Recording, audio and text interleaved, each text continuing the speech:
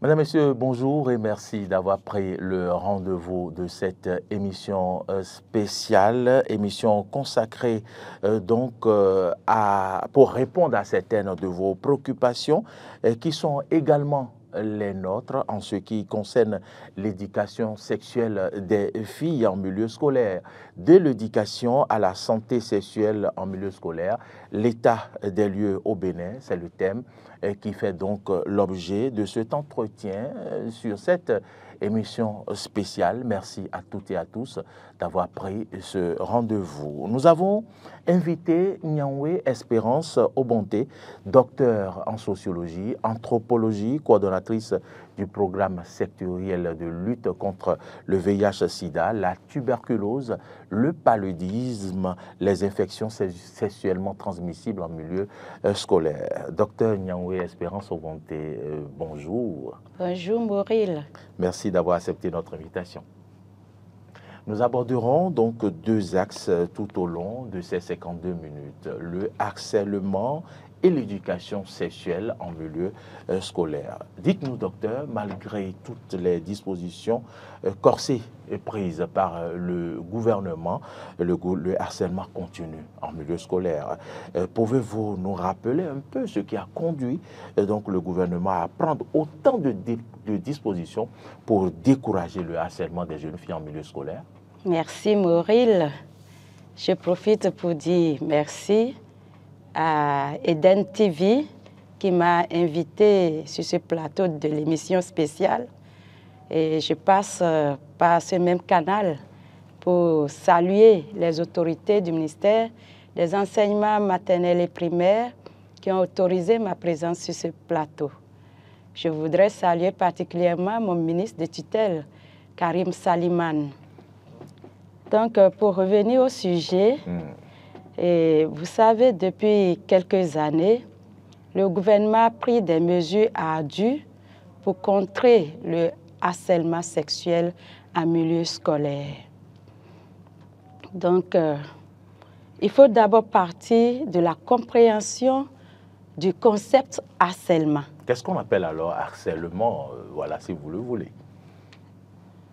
Notre loi sur la répression du harcèlement sexuel et la protection des victimes en République du Bénin définit le harcèlement comme le fait pour quelqu'un de donner des ordres, d'user des paroles et gestes, des cris, des messages, et ce de façon répétée, de proférer des menaces, d'imposer des contraintes, d'exercer des pressions ou d'utiliser tout autre moyen au fin d'obtenir d'une personne en situation de vulnérabilité ou de subordination des faveurs de nature sexuelle à son profit ou au profit d'un tiers contre la volonté de la personne harcelée.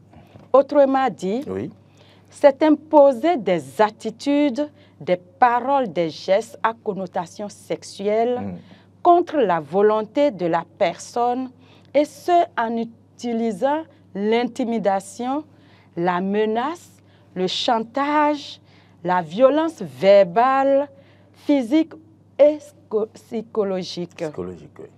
Aussi, on peut comprendre par harcèlement un comportement discriminatoire, importun, de caractère sexuel ou tout autre comportement fondé sur l'appartenance sexuelle qui porte atteinte à la dignité de la personne sur son lieu de travail, en particulier le fait de proférer des menaces, de promettre des avantages, d'imposer des contraintes ou d'exercer des pressions de toute nature sur une personne en vue d'obtenir d'elle des faveurs de nature sexuelle. D'accord, voilà qui est clair. C'est ce qu'il faut comprendre du harcèlement sexuel. Je voudrais rappeler qu'ici, nous sommes en milieu scolaire et plus précisément dans l'enseignement maternel et primaire. Voulez-vous nous confirmer que les élèves peuvent donc subir ou subissent ce genre de phénomène? Bien sûr, je le confirme pour avoir été directrice adjointe des ressources humaines entre 2013 et 2016. C'est ça. J'ai eu à gérer des dossiers sur le harcèlement des acteurs du système éducatif au niveau du ministère des enseignements maternels et primaires. D'accord. Entre des collègues, ça veut dire enseignants, enseignantes, et également entre les apprenants et les enseignants. Et même un cas d'apprenant et son enseignante. D'accord. Donc, nous avons eu à gérer beaucoup de ces dossiers de harcèlement. Et c'est pourquoi je peux confirmer aujourd'hui, sans risque de me tromper, que le phénomène existe même au niveau de l'enseignement maternel et primaire. Et qu'est-ce qui se fait aujourd'hui? Quel est l'état des lieux en ce qui concerne le harcèlement? Aujourd'hui, il faut dire que le phénomène diminue. Regresse par rapport aux années antérieures, puisque l'État a mis en place plusieurs textes qui sanctionnent les auteurs de ces comportements déviants. C'est ça. Donc, au niveau des enseignements maternels et primaires, dès que nous sommes saisis d'un cas, si une plainte parvient au ministre, il instruit ses services qui descendent sur le terrain. Oui. Et si l'auteur est un acteur du système éducatif, il est pris en charge systématiquement par la CAP qu'on appelle la commission administrative paritaire. D'accord.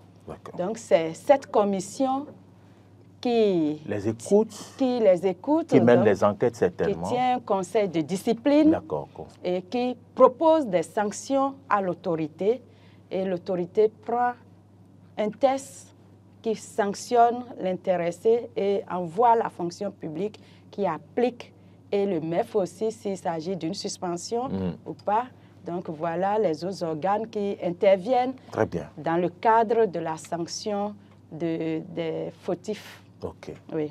Donc vous estimez qu'il y a aujourd'hui des avancées et que donc en milieu scolaire, les enseignants sont de plus en plus craintifs de poser ces genres d'actes. Bien sûr. Alors, je ne comprends pas comment se fait-il que des enfants en milieu scolaire subissent le harcèlement. Est-ce que parmi ces enfants-là, il y a certains qui sont précoces ou bien comment ça se passe? Est-ce au sud, est-ce au nord que le phénomène est plus accentué?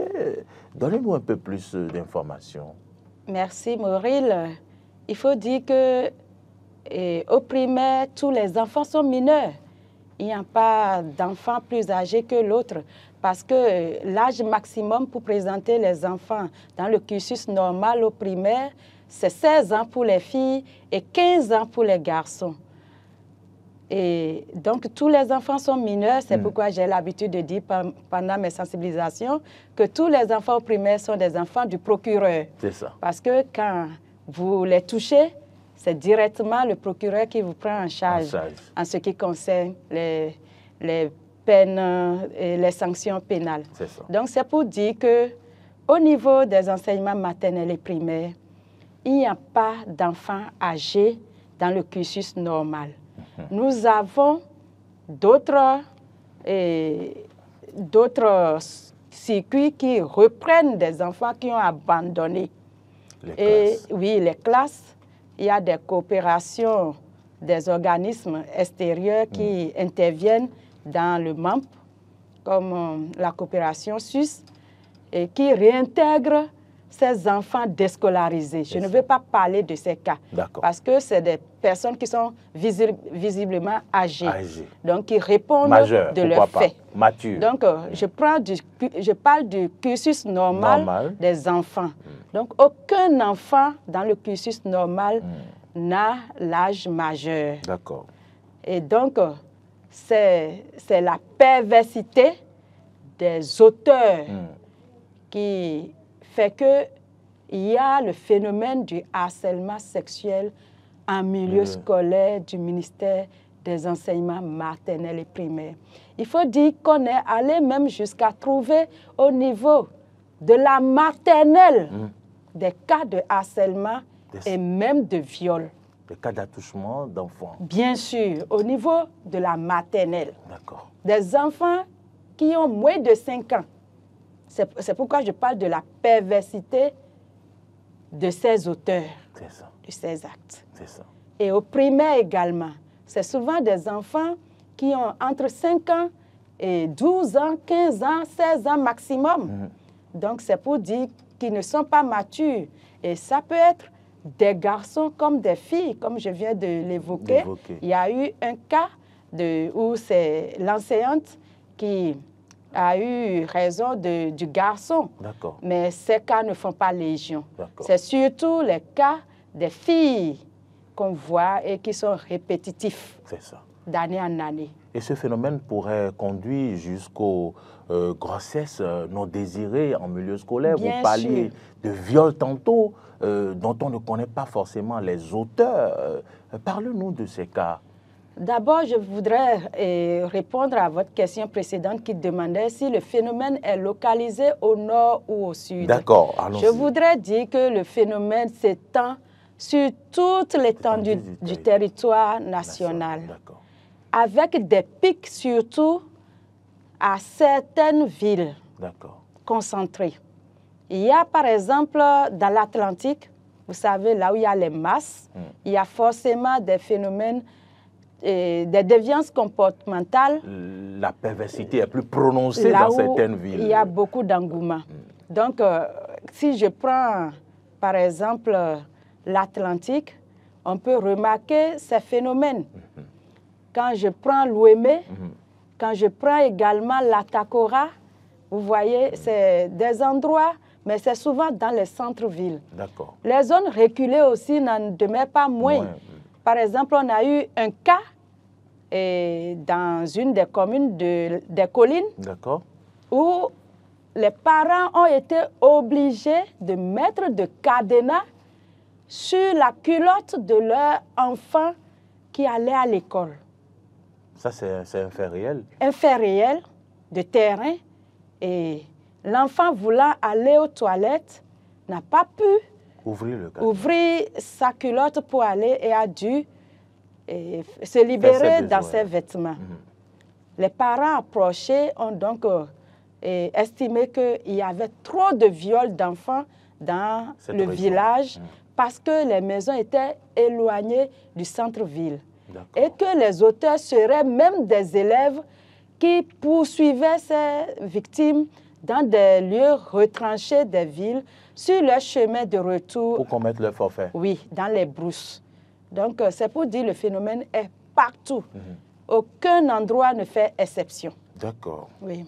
Alors, est-il possible, selon vous, de l'enrayer définitivement, sachant que forcément, il va falloir une sensibilisation permanente et constante sur le temps? Est-ce que c'est vraiment possible? Oui, rien n'est impossible avec la volonté de l'homme.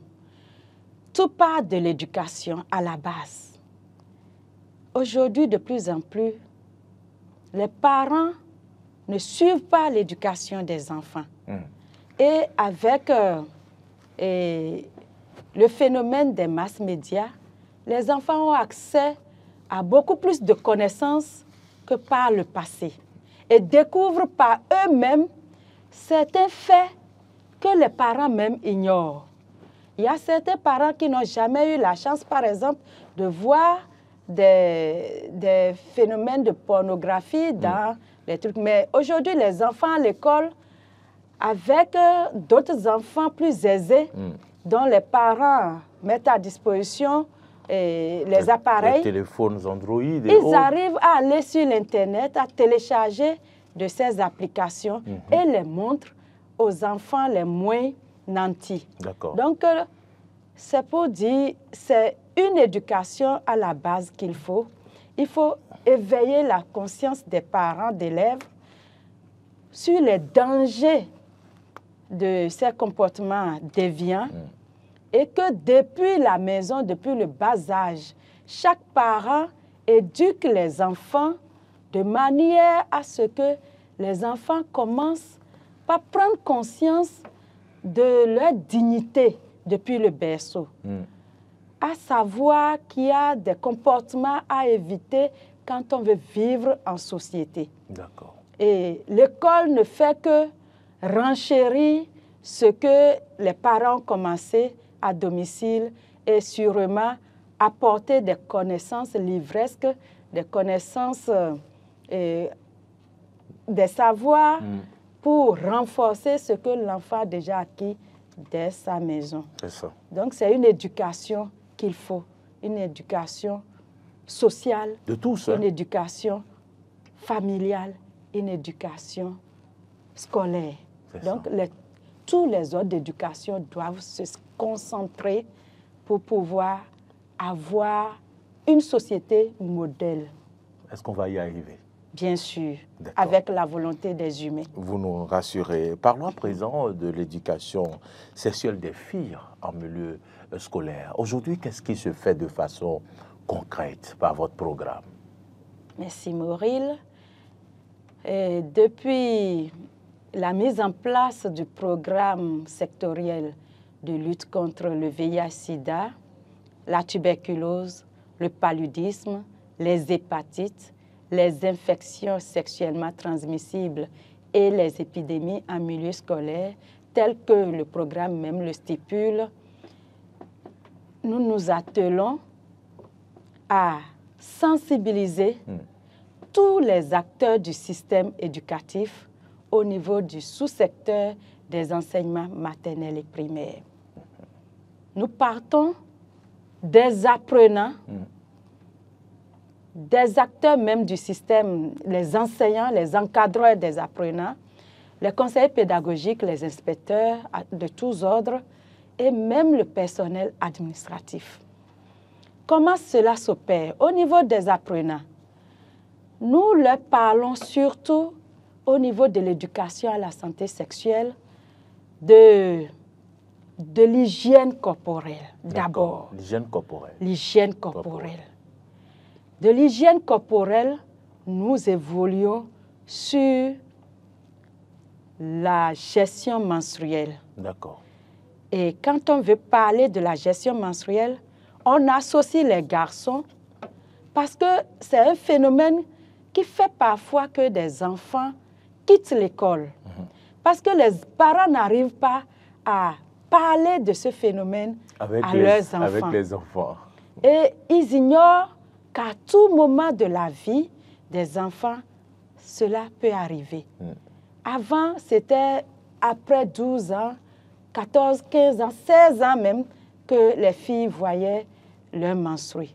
Mais de plus en plus, il y a des enfants, même déjà à 8 ans, 9 ans, qui sont confrontés à ce phénomène. Alors, si on ne leur en parle pas tôt, ça fait des surprises, d'inquiétudes. Et à l'école, les garçons s'en moquent. Dès qu'un enfant voit une tache sur son kaki, elle devient la risée des autres enfants. Et ça peut marquer cet enfant à vie jusqu'à son décrochage scolaire. Donc, pour éviter ces phénomènes, nous allons sur le terrain expliquer aux enfants ce phénomène qui est la bonne santé en fait des filles. Que toute fille qui grandit doit passer par cette étape. Et on leur explique un peu comment le corps se développe chez le garçon comme chez la fille. Et à certains âges de l'évolution de la fille, et quels sont les changements qui les changements qui s'opèrent et surtout ce liquide précieux qui vient entre ses cuisses et on leur apprend même à nouer les couches. On leur parle des couches modernes, également des couches traditionnelles que nos grands-mères nous avaient appris à nouer en son temps. Donc, ils sont déjà aguerris à l'école. Et certains même nous disent, quand ils vont en parler à leur maman à la maison, leur maman les renvoie pour dire d'où est-ce qu'ils sortent avec ces questions. Et ils disent, c'est à l'école qu'on leur a enseigné ça. Ça prouve que les enfants comprennent. Parce que certains parents même ont témoigné que ils ont surpris leur enfant en train de sécher les petits pagnes dans les douches. C'est ça. Et ils se sont demandé, mais comment ils ont réussi à le faire? Et l'enfant a expliqué que c'est par nos sensibilisations qu'elle a compris. Et quand elle a vu, ce sang, elle ne s'est pas vue, obligée d'approcher son parent pour lui demander des pagnes. Elle a pris un pagne qu'elle a déchiré et elle a commencé à se protéger. Donc, c'est pour dire que nos sensibilisations portent leurs fruits déjà sur le terrain. Il n'y a pas de programme spécifique en milieu scolaire qui s'occupe de l'éducation sexuelle, donc? Bien sûr, depuis quelques années, le ministère des Enseignements maternels et primaires a introduit dans ses programmes scolaires l'éducation à la santé sexuelle. Et c'est l'INFRE qui met en pratique ce volet. C'est ça. Mais le programme sectoriel de lutte contre le sida, lui, s'occupe surtout des sensibilisations, d'éveiller les consciences, de rappeler à chaque fois que l'occasion se présente qu'il y a des comportements à éviter pour mieux vivre en société et pour permettre à chaque enfant d'être un plein citoyen de la cité. Nous sommes là pour lui rappeler quelques devoirs et surtout sa responsabilité sur le plan humain d'abord et après sur le plan social. Alors, quel temps trouvez-vous pour donc faire ces sensibilisations? Ces sensibilisations se perdent où? Selon quelle périodicité? Parlez-nous un peu de tout ce que vous faites. Mauril, il faut comprendre que toute structure a une planification. Nous avons nos plans de travail annuels et notre budget également. Ce plan de travail annuel est accompagné d'un budget, bien sûr, parce qu'on dit une mission des moyens. Des moyens, tout à fait. Alors, nous planifions toutes ces activités. Chez moi, par exemple, comme le budget n'est pas souvent disponible dans le premier trimestre de l'année, donc nous commençons nos activités au second trimestre. D'accord. Parce que c'est sur le terrain que ça s'opère. Donc, il nous faut prendre d'abord du carburant de fonctionnement et des missions.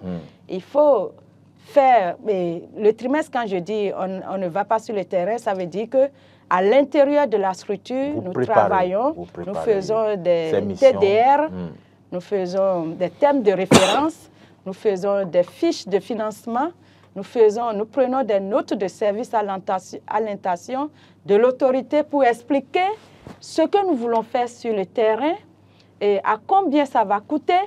Nous déclinons tout ça pendant le premier trimestre et quand l'autorité accepte et accorde, c'est en ce moment que nous planifions ces activités.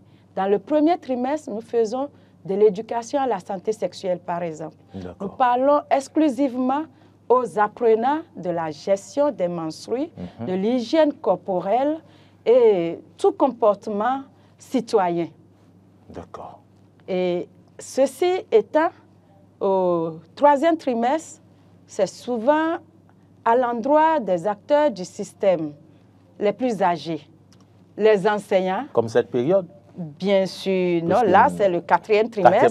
Nous sommes déjà dans le troisième volet. Le second volet, c'est l'université des vacances qui regroupe les enseignants de tous ordres, de la maternelle au primaire, des conseillers pédagogiques, des inspecteurs qui le veulent, sur le plan national. Pourquoi qu'ils le veulent? Parce que ce n'est pas une exigence? Non, non, c'est volontairement qu'ils s'inscrivent pour participer à cette activité. D'accord. Là, nous profitons de leur regroupement parce que c'est une activité prioritairement de l'INFRE, de l'Institut national pour la formation et l'éducation.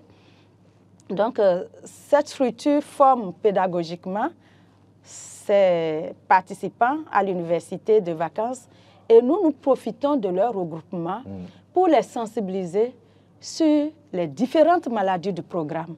D'accord. Nous prenons un volet, et surtout quand l'épidémie est imminente ou nous sommes en épidémie, nous prenons cela et ça fait notre cheval de bataille et nous déroulons.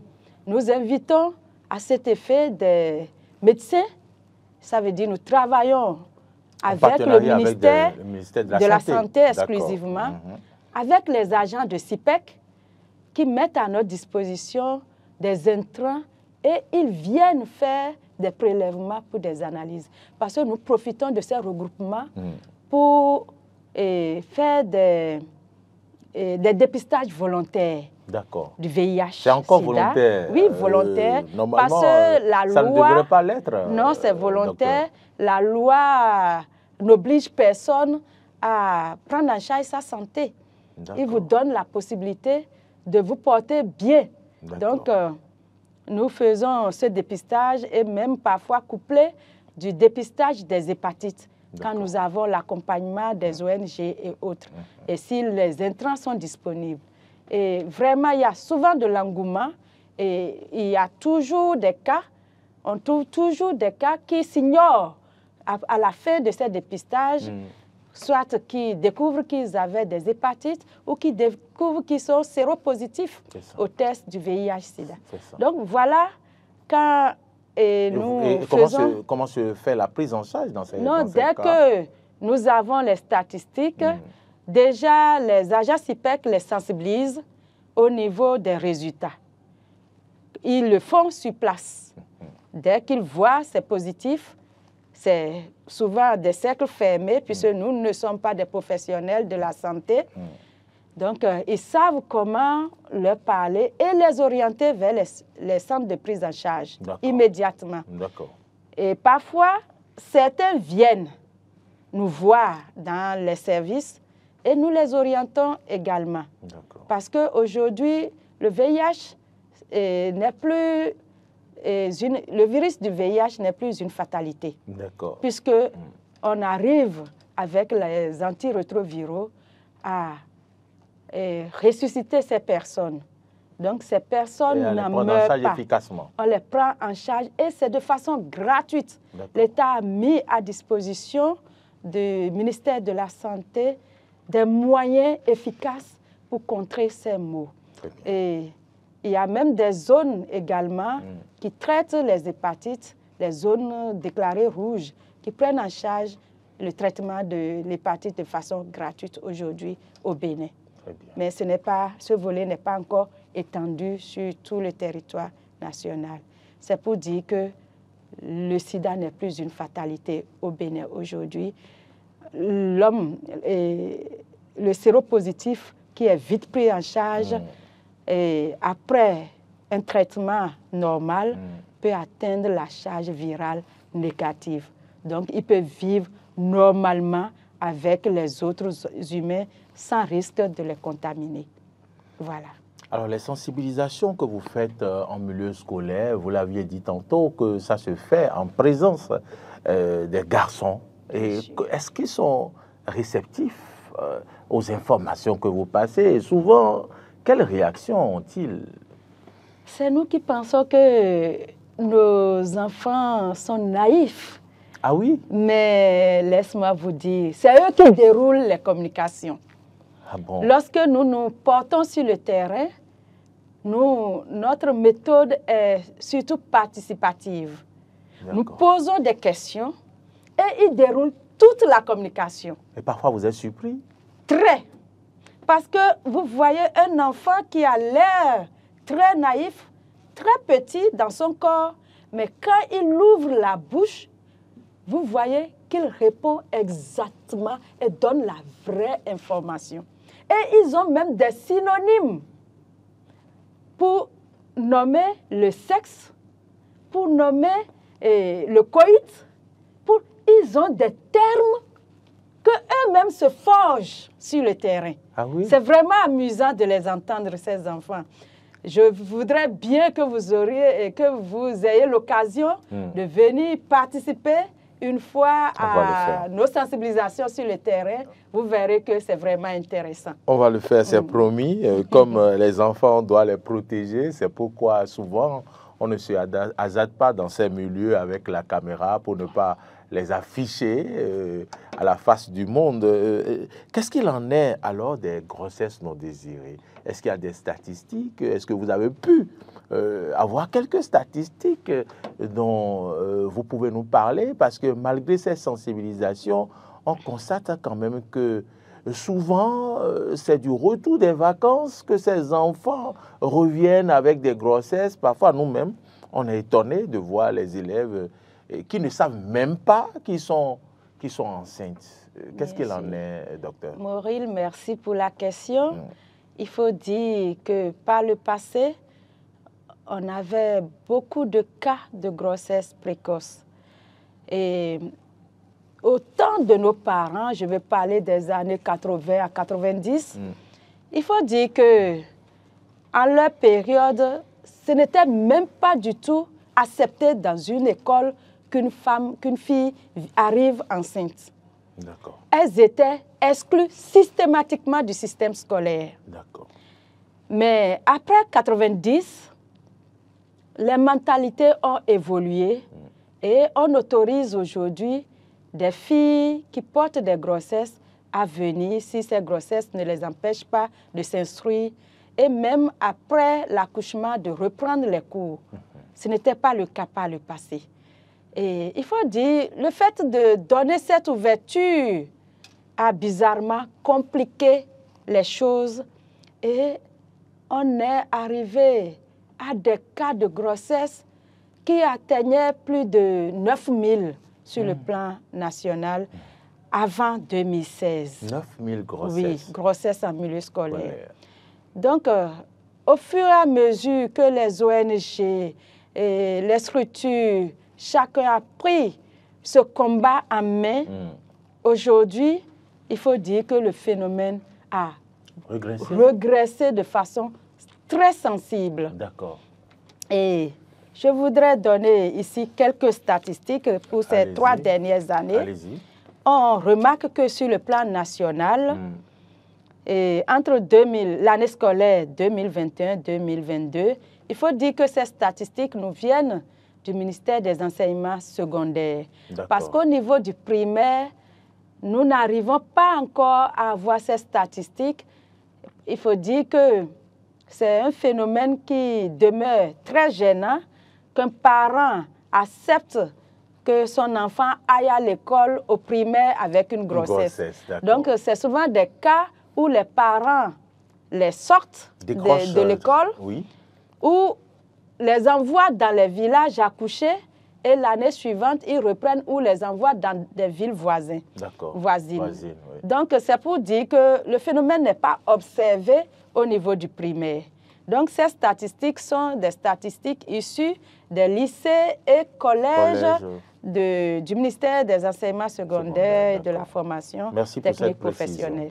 Donc, entre 2021-2022, nous avons eu 1998 cas pour le public et dans le privé, 112 seulement. Au niveau de l'année scolaire 2022-2023, il y a eu 1548 cas au public et seulement 83 au privé. Et la dernière année 2023-2024, nous avons sur le plan national 1397 cas pour le public et 52 cas pour le privé. Ça veut dire que le phénomène existe encore. Puisque ni le privé ni le public ne sont épargnés. Donc, c'est pour dire quoi? Notre lutte marche, mais il faut toujours garder en éveil la conscience des filles. Et c'est pourquoi nous, au niveau du primaire, lorsqu'on a ces statistiques, puisque nous les avons, ici je les ai résumées pour que vous voyez que ça existe, sinon nous avons même jusqu'au niveau communal ces statistiques que je demande au niveau du secondaire. Alors, quand on voit là où il y a des pics dans un département, ma structure choisit ces départements pour mener nos sensibilisations au niveau du primaire l'année suivante. Donc, au niveau des collèges où se trouve le phénomène de façon criarde. Donc, c'est pour dire quoi? qu'au niveau du primaire, lorsqu'on sensibilise, c'est surtout les élèves du CM1, CM2 et non du CICP. Puisqu'on pense que ce sont ces enfants qui seront bientôt au collège, oui. Et qui vont commencer les menstrues et qui sont à peu près matures. Donc, c'est pour dire, lorsqu'on prévient le primaire, si le primaire est informé et bien formé, au niveau du secondaire, le phénomène va disparaître. C'est ça. Donc, vous attaquez le mal par le bas, on va dire. La racine. Par la racine. Voilà. D'accord. Donc, c'est pourquoi ces sensibilisations sont très utiles au niveau du primaire. Et donc, nous disons, aujourd'hui, nous, on a eu des statistiques où on a eu des cas de grossesse en 6e. D'accord. Et avec des élèves, donc c'est des élèves entre eux qui se sont enceintés. C'est ça. Il faut dire, de plus en plus, les grossesses sont, les auteurs de grossesse sont plus... puisque c'est la question que je voulais vous poser, je voulais demander, qui sont alors les auteurs de ces grossesses? Est-ce que c'est les élèves, est-ce que c'est des enseignants ou des ouvriers dans nos villes, dans nos campagnes? Par le passé, on n'appliquait pas les sanctions. Je voudrais ici rappeler la loi 2006-19 du 5 septembre 2006 portant répression du harcèlement sexuel et protection des victimes en République du Bénin. D'accord. Cette loi existe depuis 2006. Je le constate. Mais ce n'est réellement qu'après 2016 qu'on peut dire que cette loi est appliquée de façon rigoureuse et sans pitié vraiment. Parce qu'il faut dire, par le passé, même quand il y avait plainte, les gens passaient par derrière pour aller voir les parents, les soudoyaient et ils retiraient les plaintes. D'accord. Mais aujourd'hui, les ONG également se sont mises à l'œuvre. D'accord. Et dès qu'ils saisissent un dossier, ça aboutit. D'accord. Et l'auteur est forcément réprimandé.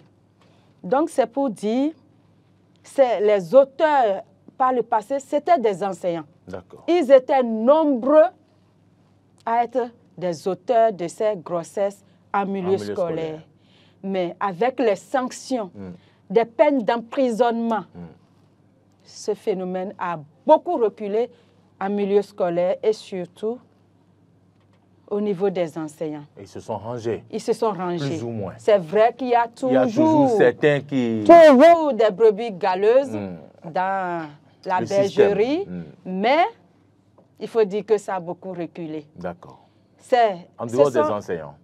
Il y a des élèves entre eux et les étudiants aussi. Ah, les étudiants. Les étudiants qui viennent chercher leurs copines dans les collèges. Nos élèves, nos apprenantes. Les élèves eux-mêmes, dans la naïveté, ils vont s'amuser, ça fait des grossesses. Parce que s'ils savaient ce qui est derrière cet acte, ils n'oseraient même pas risquer cela. Donc, il y a ces personnes, et en plus de ces apprenants, il y a également les extrascolaires. Les ouvriers, par exemple? Oui, les ouvriers, les artisans, beaucoup plus. Le monde d'artisans. D'accord. Ils ont un impact très, très lourd sur nos apprenants. Et la cause, vous la connaissez? Est-ce que c'est pas parce qu'ils donnent de l'argent à ces enfants? Justement. Vous savez, moi, je l'ai souvent dit pendant mes sensibilisations, un enfant qui mange à satiété, qui a tous les moyens qu'on met à sa disposition, il est rare que même le fou, je veux dire, l'acteur qui peut taper sur toutes les filles, ose l'approcher. Parce qu'il sait déjà dorénavant qu'en approchant cette petite, il ira en prison. Donc, avant même que les auteurs n'approchent la victime, ils connaissent, ils ont déjà pris le temps d'étudier l'origine de cet enfant. Et savent que c'est un enfant vulnérable, que la famille n'est pas assez instruite pour pouvoir se bagarrer avec la loi. Donc, ils ciblent la plupart du temps, ils ciblent leurs victimes. Mais il y a aussi des filous qui se donnent quand même le plaisir, parce qu'on a eu des cas où il y a eu les victimes sont comptées parmi des enfants des institutrices qui ont été même, les auteurs sont même des instituteurs. Ah bon? Vous voyez, donc c'est pourquoi je dis il y a de ces cas, mais ils ne font pas légion. C'est surtout les artisans et c'est parce qu'ils ont les moyens qu'ils mettent à la disposition de ces enfants qui étaient dépourvus. Donc, ils trouvent par là un moyen de satisfaire un besoin en même temps que l'autre côté aussi se satisfait. Voilà. Et quand ces cas arrivent, par exemple, où c'est des ouvriers, des artisans, ça échappe au ministère ou bien il y a aussi des tests qui sont prévus par rapport à ça? Vous savez, la loi, nul n'est censé ignorer la loi. Hein, et quelle que soit la personne, auteur de grossesse en milieu scolaire est sanctionné. Ce n'est pas que des enseignants. D'accord. Pourvu qu'il y ait plainte, pour qu'il y ait conflit, il faut qu'il y ait plainte. Dès que le parent de la victime se plaint, l'intéressé est poursuivi, quelle que soit sa profession. Quelle que soit sa profession. Il est poursuivi et il sera sanctionné à la hauteur de la peine. Parce qu'on a eu des enfants qui ont perdu leur utérus dans ces actes de viol. Nous avons eu des enfants qui sont morts par la suite des actes de viol. Nous avons eu des enfants qui ne pourront plus jamais concevoir suite à des actes de viol. Donc, ces auteurs écroulent à des peines d'emprisonnement lourds. Est-ce que vous avez des statistiques par rapport aux enseignants de 2016, par exemple, à aujourd'hui, une idée des enseignants qui croupissent sous les barreaux, derrière les barreaux, j'allais dire, à cause de ce phénomène? Parce qu'on a vu quand même que le gouvernement de la rupture est allé de main forte. C'est vrai, c'est vrai. Et même dans les universités, il y a des tests qui ont été pris à l'endroit des professeurs, des enseignants qui vont commettre de ces actes envers les étudiantes. Donc, c'est pour dire, au primaire, ces cas ne font pas lésion. D'accord. Donc, c'est surtout au secondaire. Et comme je ne suis pas dans le système du secondaire, je n'ai pas préparé ce truc. Au niveau du primaire, c'est vraiment, le phénomène a beaucoup reculé. Et on ne peut que remercier Dieu, mais nous continuons de veiller à ce que le cap soit maintenu et même qu'on enraye complètement le phénomène, qu'on n'en parle plus au niveau du primaire. Parce que ça existe. Et des parents sont même naïfs. Parfois, ils applaudissent le fait que malgré la petitesse de l'enfant, elle arrive à accoucher. C'est ça. Ils disent, on ne croyait pas, mais l'enfant a pu sortir. Donc, vous voyez, de toutes les façons, ces grossesses précoces mettent à mal toute la communauté, que ce soit l'apprenant, le parent d'élève, et le système même, parce que, qu'on le veuille ou non, il s'agit de la santé scolaire, il s'agit de l'éducation, il s'agit de tout un système de formation. Donc, nous devons lutter pour que ce phénomène soit banni définitivement du système éducatif.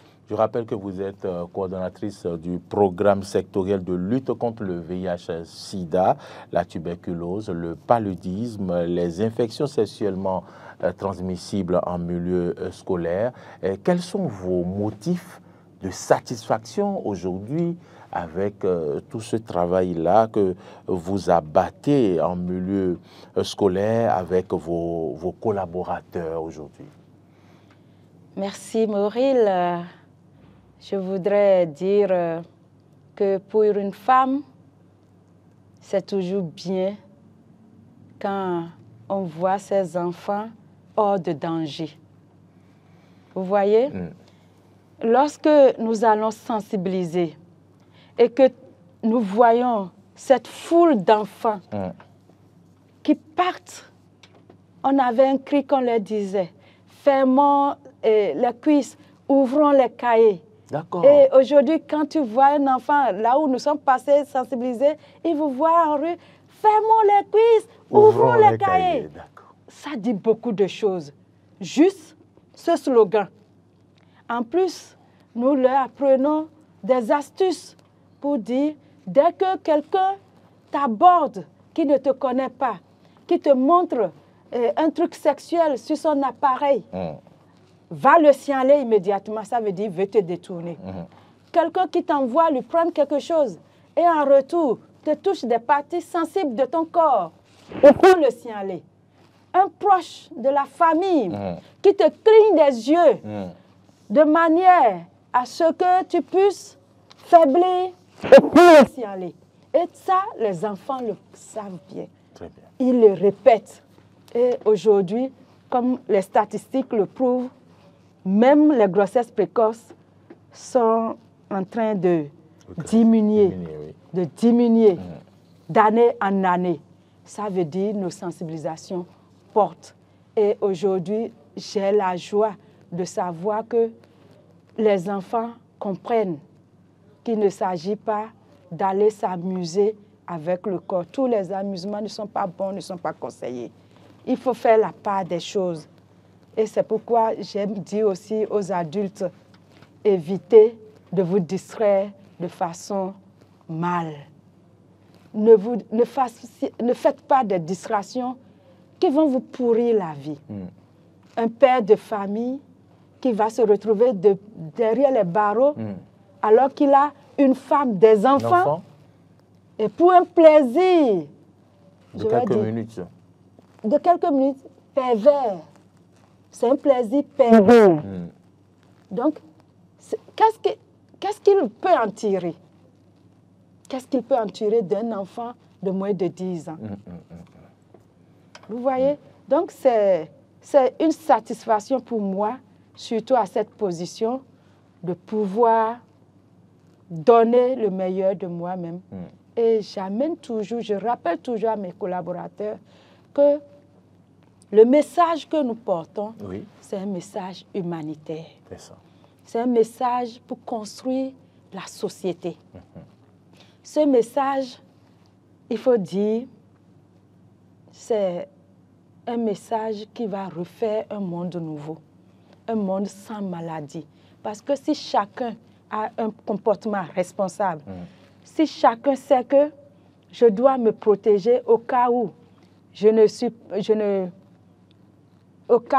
connais pas le statut sérologique de l'autre, je dois prendre une décision responsable avant d'aller au sexe. Vous voyez qu'on n'aurait pas besoin de la loi qui dit d'interrompre volontairement les grossesses, parce qu'il n'y aurait pas de grossesse. Donc, c'est des phénomènes contraires qui amènent le gouvernement à prendre certaines lois.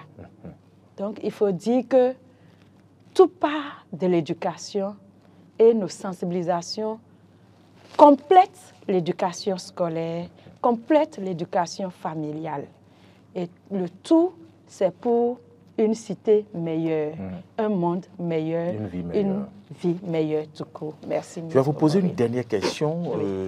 Par le passé, quand nous on était à l'école, on voyait quand même des filles, nos camarades, porter des caisses pour les emmener au domicile des maîtres. Je ne sais pas si ce phénomène continue. C'est par la suite, plusieurs années plus tard, quand on était grand, qu'on a compris pourquoi c'est les filles. Certaines filles étaient envoyées chez les maîtres avec ces caisses-là. Excusez du peu, est-ce que ça se répète et qu'est-ce qui se fait pour donc définitivement mettre fin à ces genres de comportements en milieu scolaire? Merci, Mauril. Il faut dire que la déontologie de l'instituteur l'interdit. Les tests, le règlement intérieur de l'école a proscrit d'envoyer même un enfant hors de la classe. S'il s'avère qu'un maître est coupable d'envoi d'un enfant qui fait un accident, il va en répondre de façon personnel. C'est ça. Parce que le règlement intérieur a interdit cela. Donc, ils sont tous informés. Personne n'a le droit d'envoyer un apprenant chercher quoi que ce soit aux heures de cours. D'accord. Et à la fin des heures de cours, tous les enfants sont congédiés pour aller retrouver leurs familles respectives. Très bien. Aucun enseignant n'a le droit d'interrompre un enfant sur le chemin de retour pour l'envoyer. Il va répondre sur ce fait si le parent se plaint. Très bien. Et comme je le dis, dès qu'il y a plainte, le conflit se déclare. C'est ça. Voilà.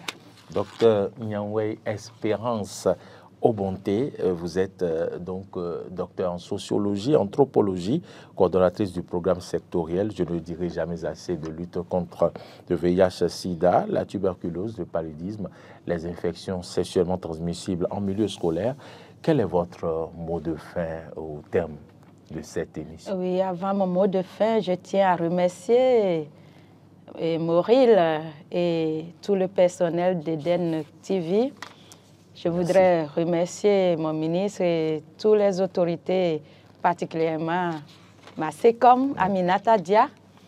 Je tiens également à remercier tous ceux qui vont suivre cette émission, parce que c'est grâce à leur audition que nous allons encore avoir la chance de passer la prochaine fois sur d'autres émissions. En tout cas, vous êtes la bienvenue. Et je tiens à dire à toutes les personnes du Bénin et surtout au monde enseignant, au monde scolaire, qu'il ne sert à rien de se créer des problèmes alors qu'on pouvait l'éviter.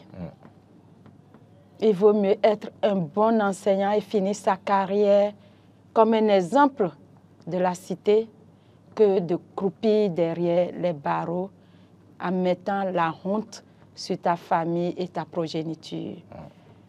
Je voudrais remercier pour finir le ministre de la Santé à travers son personnel qui est souvent mis à notre disposition pour nos communications sur des maladies, son personnel pour les dépistages et surtout remercier la secrétaire exécutive du CNLSTP et son personnel qui nous forment sur ces maladies et qui mettent même parfois à notre disposition des moyens pour parvenir aux objectifs de nos missions.